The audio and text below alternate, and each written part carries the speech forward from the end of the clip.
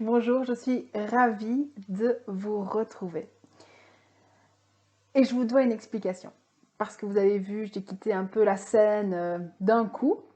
Je ne suis pratiquement plus sur les réseaux sociaux, juste quand je poste quelques vidéos YouTube. Et donc, je devais vous expliquer pourquoi j'ai tout arrêté et pourquoi j'arrête tout. En fait, j'en peux plus. J'en peux plus de cette population, de ce monde où on prend, et il y a très peu d'échanges. Donc, c'est-à-dire, en tout cas au niveau énergétique, euh, quand vous regardez les vidéos sans laisser de likes, sans laisser de commentaires, eh bien, pour nous les énergéticiens, c'est très difficile parce que au-delà du reconnaissance, etc., il y a cette notion de dette énergétique, de poids énergétique. Ça veut dire que en fait, on donne et il n'y a pas ce retour. Alors vous allez dire, bah, on fait ça gratuitement. Oui, mais on fait ça gratuitement, mais on espère quand même, on a besoin, en tout cas vibratoirement, qu'il y ait un échange. Et alors l'échange, c'est quoi? Tout simplement mettre un like, mettre un petit cœur dans les commentaires ou un merci. Tout ça simplement suffit, ça apaise. Et donc les dettes énergétiques, eh bien, ça crée vraiment de la fatigue, de l'épuisement. Et aussi, ben, on fait ça pourquoi en fait, hein, pour qui? Parce que les gens n'ont pas cette gratitude de nous remercier. Alors voilà, parfois, pouf, on est un peu dans cette énergie. Ça, c'est la première partie. La deuxième partie est d'abord que je me suis fatiguée. J'ai voulu aider. En plus, avec cette année de confinement, etc., j'ai vraiment voulu accompagner le maximum de personnes pour justement aider l'humanité à monter plutôt que de descendre. Et donc, c'est vrai que depuis quelques années, ben voilà, je me suis fatiguée. Et donc, là, j'ai besoin de me ressourcer, de me recentrer. Et bon, il y a eu plein de choses qui m'ont indiqué que c'était le moment de prendre du temps pour moi. Et puis il y a eu deux petits événements là dans ma vie professionnelle où je me suis dit, ah non, stop, stop, break, là je peux plus. Et en fait, je peux plus cautionner. Je peux plus cautionner ce qui se passe dans le monde de l'énergétique et dans les énergéticiens et dans les formations et dans les ceci et dans les cela. Parce que pour moi, voilà, je suis gênée de le dire, mais parce que j'ai fonctionné comme ça aussi. Moi, c'est plus comme c'était avant. J'ai adoré donner cours. J'ai adoré, je donne cours d'énergétique depuis 2003 et ça a été vraiment un plaisir. Et c'était un plaisir parce qu'avant, eh bien, les gens choisissaient un prof. Ils choisissaient un expert. Ils choisissaient quelqu'un qui avait les compétences, les qualités ou choisissaient la technique. Et moi, je me souviens dans mes cours de Reiki, par exemple, ou mes cours de EFT, les gens revenaient.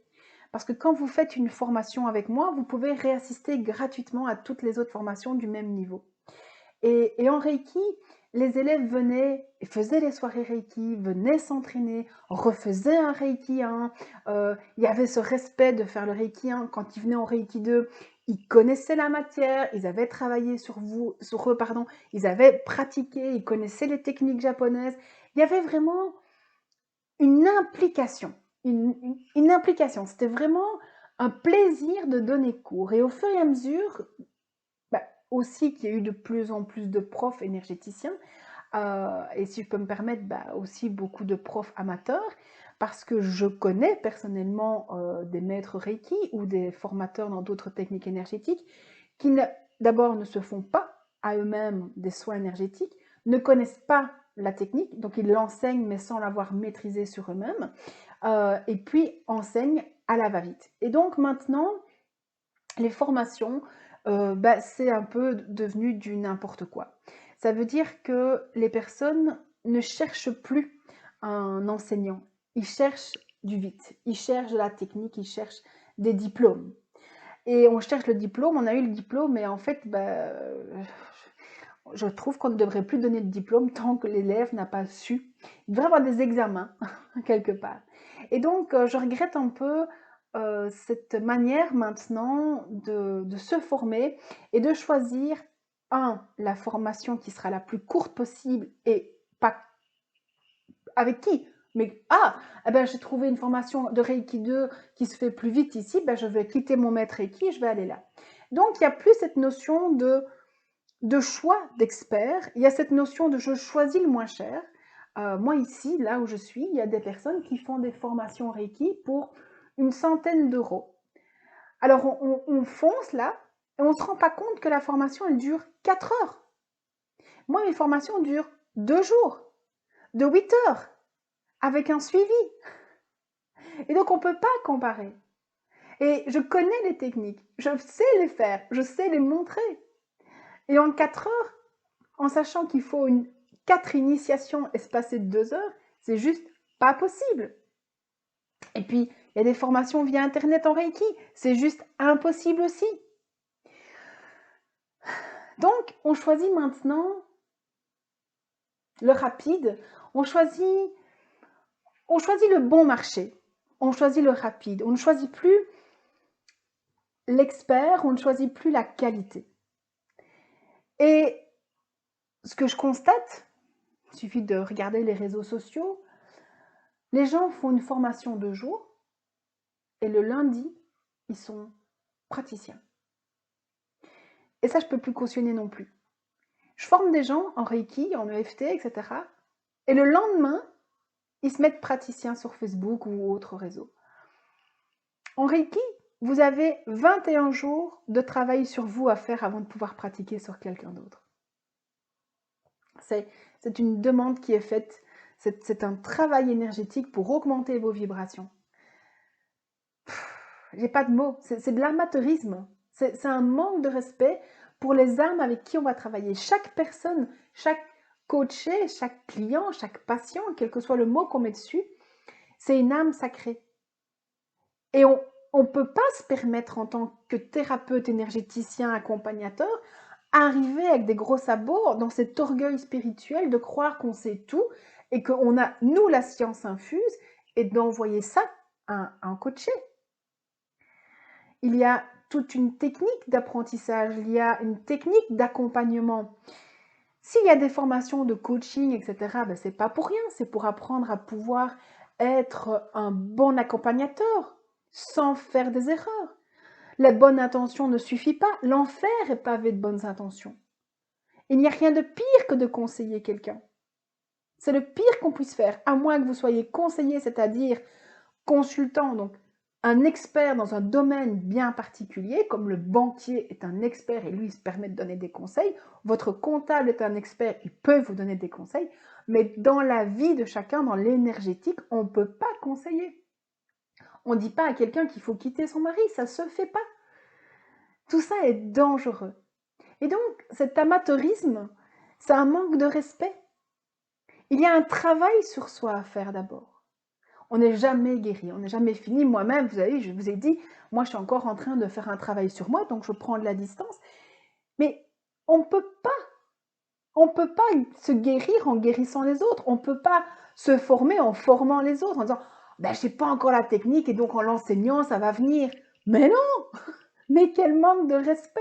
Et c'est pas parce qu'on fait payer pas cher qu'on peut se permettre de ne pas être au top. Les élèves ont le droit à avoir des experts de formateurs et pas des pseudo-énergéticiens ou pseudo-formateurs.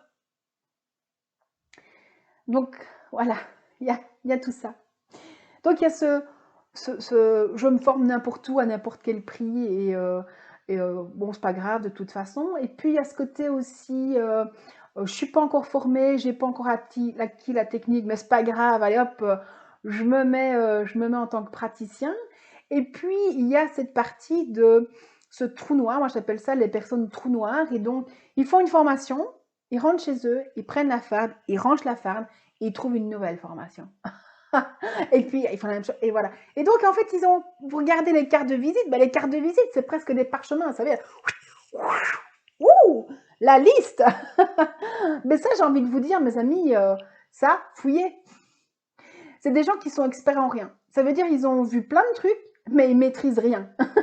C'est impossible. Ça veut dire qu'ils ont survolé les techniques et ils n'ont rien approfondi. Et ça, c'est le danger. Le danger d'avoir des multiples techniques, bah, c'est qu'en fait, vous êtes pas bon dans quelque chose. Je ne sais plus qui disait qu'en fait, il ne faut pas en arts martiaux, dans les arts martiaux, euh, il ne faut pas avoir peur de quelqu'un qui a 1000 techniques de donner un coup de poing. Non, il ne faut pas avoir peur de celui-là. Il faut avoir peur de celui qui maîtrise et qui a fait 1000 fois un seul coup de poing. Ça veut dire, donc, dans cette philosophie, parce que les arts martiaux, c'est de l'énergétique, dans cette philosophie, on explique bien qu'en fait, on ne peut être maître et puissant qu'en ayant été focalisé et entraîné sur un seul domaine. Et donc, ces personnes, alors oui, bien sûr, on peut combiner, par exemple, je sais pas moi, l'EFT, les fleurs de bac, les huiles essentielles, voilà, 2, 3 techniques. Moi-même, je suis Reiki EFT. J'ai été formée dans les techniques énergétiques puisque c'était associé à la psychologie énergétique. Je suis Reiki et j'ai assez avec ça. Je commence pas. Alors en plus, bon, c'est vrai que j'ai les dons de tout ce qui est protection et purification que j'ai enseigné aussi. Euh, mais je commence pas à faire en plus de ça et en plus encore aller chercher ça. Je, je préfère être une experte dans ce que je fais, savoir sentir, expérimenter, pouvoir faire un scan de ok, que de commencer à aller chercher encore des trucs, des machins, des bazars. Ça veut dire que voilà, c'est comme un cuistot. Hein. Un cuistot, il peut pas être un super chef dans la cuisine française, un super chef en cuisine japonaise, un super chef en cuisine. Voilà, ça c'est. D'ailleurs, ils ont toujours des spécialités. On appelle ça des spécialités. Et ça, je pense que quand vous allez choisir un expert, un prof, un consultant, un coach, enfin, je ne sais pas ce que vous avez besoin, mais regardez déjà les années d'expérience. Et puis, regardez aussi comment ils pratiquent. Et puis surtout, regardez le visage, mes enfants.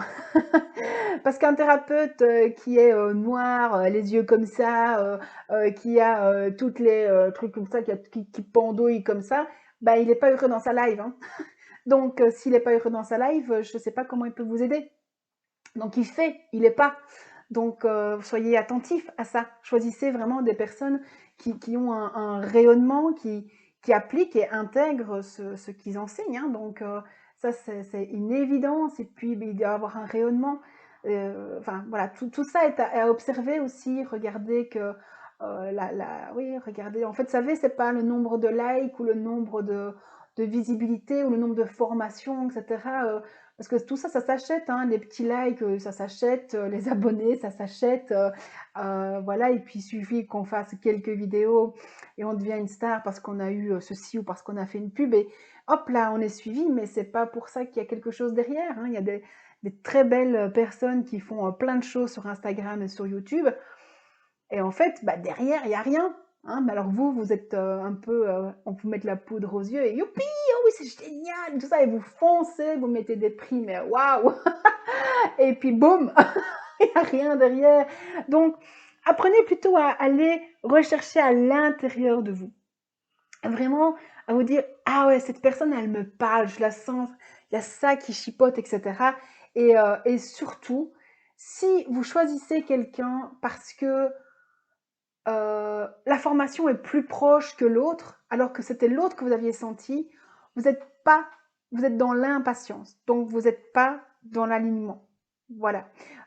Si vous changez de technique, etc., vous n'êtes pas dans l'expert, vous êtes dans le trou noir, c'est-à-dire que vous êtes un sauveur qui essaye de se sauver, qui essaye de se sauver lui-même, et donc vous ne faites pas ça pour les autres, vous faites ça pour vous-même. Donc, que ce soit vous en tant que formé, que vous avez envie, trouvez ce qui vous parle et faites-le à fond. Et quand vous l'avez fait à fond, alors vous pouvez changer de technique. Mais quand vous maîtrisez cette technique-là, alors vous pouvez en changer. Et vous pouvez maîtriser plusieurs techniques. Mais au-delà de 3, 4 techniques, là, on n'est plus dans la maîtrise, on est dans le menu non-stop, quoi. C'est l'encyclopédie, mais l'encyclopédie, ok, mais l'encyclopédie, il n'y a rien, hein, c'est pas vivant. Hein. Donc, voilà. Donc, j'ai envie de vous dire aussi que c'est super important pour vous d'arrêter d'être dans cette dispersion. Et ça vaut aussi en tant que client, parce que parfois, on vient, on fait une séance ou 2, puis oh, ça marche pas. Vous savez, en fait, qu'il faut 3 mois, réellement 3 mois, pour intégrer complètement une transformation. Donc un minimum de séances dans une même technique avec un même thérapeute, sauf si au premier rendez-vous ça clash pas, hein. Si ça se matche pas et que vous sentez que oh là elle me parle mal ou je suis pas en accord, ça m'est déjà arrivé, hein. Il y a des gens, ça frite, on sent que l'énergie colle pas, on s'arrête là après la première séance. Mais si vous ne faites pas au moins 4 séances, vous ne pouvez pas dire qu'une technique ne fonctionne pas ou vous ne pouvez pas dire qu'un thérapeute n'est pas quelqu'un de bien. Il faut, voilà, il y a un minimum pour aller en profondeur. Et je vous dis minimum 4 séances, bah voilà, c'est vraiment un minimum, même en technique brève. Donc voilà. Simplement, bah, j'ai envie voilà, c'est pas un coup de gueule, c'est simplement que bah, je me suis lassée. Lassée d'essayer d'être dans cette énergie de dire mais enfin comment faire, et donc moi je peux plus, simplement je peux plus. Je peux plus lutter contre quelqu'un qui fait à 100 euros, à 15 euros sa séance Reiki, et qui fait à 100 euros sa formation, et moi je suis ici, je forme des experts, je renseigne, je donne des manuels, je suis là, je réponds aux mails, et voilà, et en plus ça fait ça en black, donc qu'est-ce que vous voulez, vous savez aussi, ça justifie, hein, qu'est-ce qui justifie un prix? Ça on m'a souvent posé la question en disant vous demandez 200 euros et l'autre il demande 50 euros, qu'est-ce qui justifie un prix? Ben, un indépendant, mes chéris, il n'a pas les 200 euros dans sa poche. Vous savez que quand vous facturez 90 euros, réellement dans votre poche, vous avez 10-15 euros selon les régions. Parce que entre la location, vos frais administratifs, le comptable, l'internet, le temps que vous passez quand vous répondez aux mails, bah ces heures-là, vous n'êtes pas payé. Vous avez la TVA. Ah oui, on paye de la TVA, nous thérapeutes. Oui, oui, si, 21%. Donc 90 moins 21%. Les indépendants, généralement en Belgique, ils sont taxés à 50% sur le revenu. Oh bah là, ça chute encore. Et en plus, alors en Belgique en tout cas, mais on a ce qu'on appelle, nous, la sécurité sociale, c'est-à-dire les frais en tant qu'indépendant. Donc on est facturé là-dessus. Eh bien, ça veut dire, allez, boum, encore, vous avez 12%, je crois, en moins. Et puis vous retirez tous vos frais fixes, eh bien, il vous reste 10-15 euros de l'heure. D'accord? Donc, c'est pas aussi nécessairement le prix qui est super élevé, c'est qu'en fait, bah, si on est indépendant, on doit déclarer, on est taxé. Et les personnes qui font ça en noir, ben voilà, elles sont pas tout ça, et donc c'est pas toujours très juste, pas toujours très équilibré, mais voilà, ça je juge pas, chacun fait ce qu'il veut. Donc ça justifie que moi j'en pouvais plus, je m'épuisais à être là-dedans, et donc j'ai décidé de tout arrêter. J'ai décidé de tout arrêter, je ne veux plus former d'amateurs, je ne veux plus former de dangers publics. J'ai trop de personnes qui viennent me retrouver dans des consultations en disant j'ai été chez telle personne, alors j'ai jamais encore eu d'élèves à moi, heureusement, mais et je vois ces personnes qui sont dans un état juste pas possible. Donc moi je peux plus me dire de voir des gens qui se forment 2 jours et puis ils sont, voilà, à la limite, j'ai même pas envie de leur donner leur certification parce que je vois bien qu'ils savent pas faire et je sais bien qu'ils vont pas travailler. Donc voilà, alors c'est pas justifié, les gens râlent. Donc moi j'ai décidé de manière très alignée de plus faire de formation courte. J'ai vraiment décidé de former des experts, et donc d'office ce sont des formations longues, et donc je vais maintenant former, que ce soit en Reiki, ce seront des formations longues aussi, avec les techniques d'accompagnement, comment placer une personne sur une table, et tout ce qui va avec, les valeurs, comment poser les bonnes questions, comment bien accompagner, bien accueillir. Donc ces petits détails qui peuvent faire la différence, mais parfois qui peuvent faire beaucoup de dégâts aussi. Même chose, en EFT, c'est une formation de 9 mois maintenant qui va comprendre le niveau 1, le niveau 2 avec les experts du coach. Et puis il y a ma formation professionnelle pour être coach énergétique qui sera de minimum 9 mois également, avec des grandes implications puisque je demande beaucoup de pratique. Dorénavant, ce sera pratique, pratique, pratique encore plus que d'habitude, avec beaucoup plus d'exigences, et évidemment, il y aura des supervisions. Donc voilà, ça va être ma nouvelle manière de travailler. Alors si vous êtes simplement particulier et que vous n'avez pas envie de faire des formations professionnelles parce que vous avez juste envie pour vous-même et que vous n'allez pas travailler sur d'autres personnes, eh bien j'ai mis en place, sauf pour le Reiki, puisque je vous rappelle que le Reiki, c'est toujours en présence physique de son maître. Tout ce qu'on vous vend le reste, je ne dirai pas. Voilà. Mais donc, j'ai créé une formation en ligne. Donc, c'est des cours à la maison avec plus de 5 heures de vidéo pour pouvoir faire de l'EFT avec vous-même. Et donc, il y a des protocoles déjà enregistrés. Donc, il vous suffit de faire la vidéo un peu comme j'ai fait sur YouTube. Et puis, j'ai fait la même chose avec protection et dégagement. Je ne donne plus ce cours en présentiel ni par Internet, juste en e-learning, donc faire à la maison tout seul.